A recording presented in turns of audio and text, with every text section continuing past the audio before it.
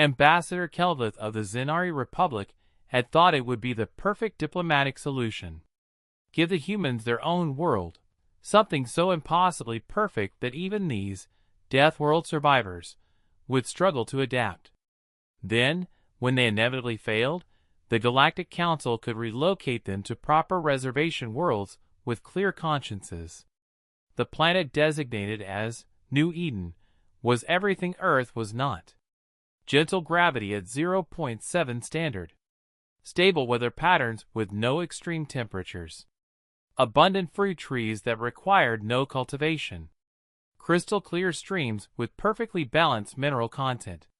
No predators larger than a house pet. No venomous creatures. No natural disasters. It was, by every galactic standard, paradise. 6 months. Kelvith had told the Council with smug confidence. These humans will be begging to return to their overcrowded colonies within 6 months. Deathworlders can't handle perfection. They need struggle to function. The first reports from New Eden seemed to confirm his theory. The human colonists appeared restless, constantly scanning the horizon as if expecting threats that would never come. They built shelters designed to withstand hurricanes on a planet that barely experienced drizzle. They established defensive perimeters against predators that didn't exist. They're exhibiting classic paranoid behavior, Dr. Thesick, the mission's xenopsychologist, had reported. Their stress hormones are elevated despite the benign environment. I predict complete psychological breakdown within 3 standard months.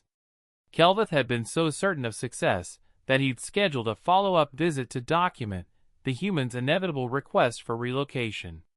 What he found instead shattered his understanding of human nature entirely. The settlement of New Paradise, the humans had renamed it, of course, sprawled across the valley in ways that defied all logic.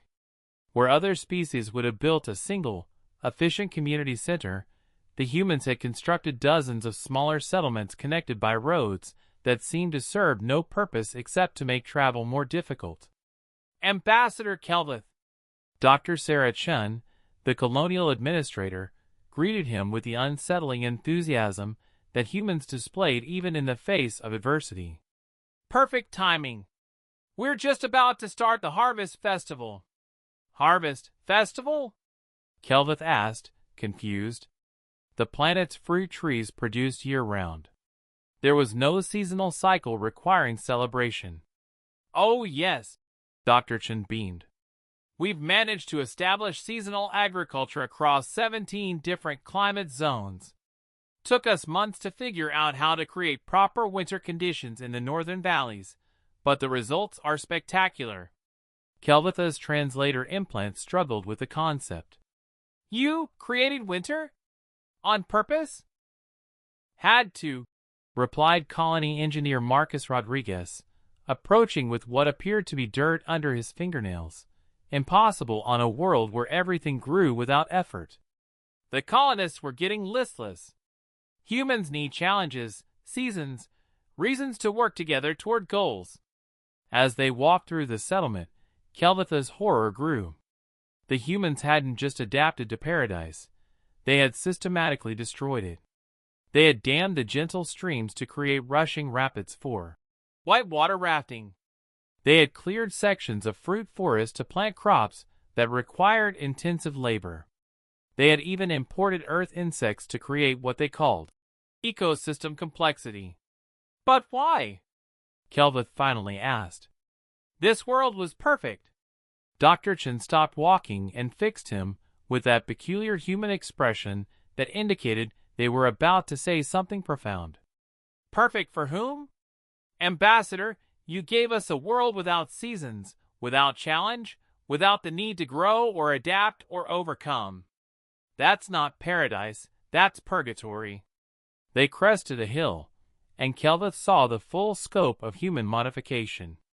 What had once been an unchanging paradise now featured artificial mountains, weather systems, and carefully managed ecosystems. The humans had built ski slopes on a world without snow, created deserts and regions of perpetual spring, and established what appeared to be an active volcano using geothermal manipulation. We've established 4 distinct climate zones, Dr. Rodriguez explained proudly. Arctic Research Station to the north, Tropical Research Facility to the south. The volcanic region is perfect for materials science, and the desert is ideal for solar energy collection. You've ruined it, Kelvith whispered. We've made it livable, Dr. Chen corrected. A world without struggle is a world without growth. Without growth, there's no point in being alive. The final blow to Kelvith's worldview came when they reached the colony's center, where hundreds of humans were engaged in what could only be described as organized chaos. Children were climbing artificial rock walls. Adults were racing handmade boats down engineered rapids. Teams were competing to grow the largest vegetables in deliberately poor soil. The psychological reports were wrong, Dr. Chen said, noticing his bewilderment. We weren't stressed because we were afraid of paradise. We were stressed because we were bored by it.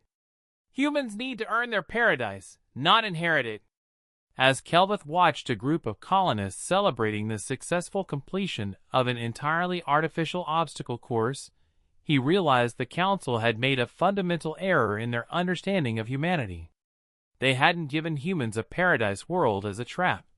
They had given them raw materials for creating their own version of paradise. And that version, terrifyingly, included all the struggles and challenges they thought they were escaping. How long, Kelvith asked weakly, until you've finished modifying the planet?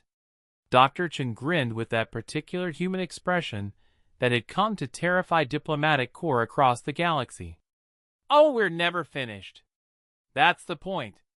We've got plans for weather control systems, tectonic activity managers, and we're considering introducing some carefully controlled predator species to keep things interesting.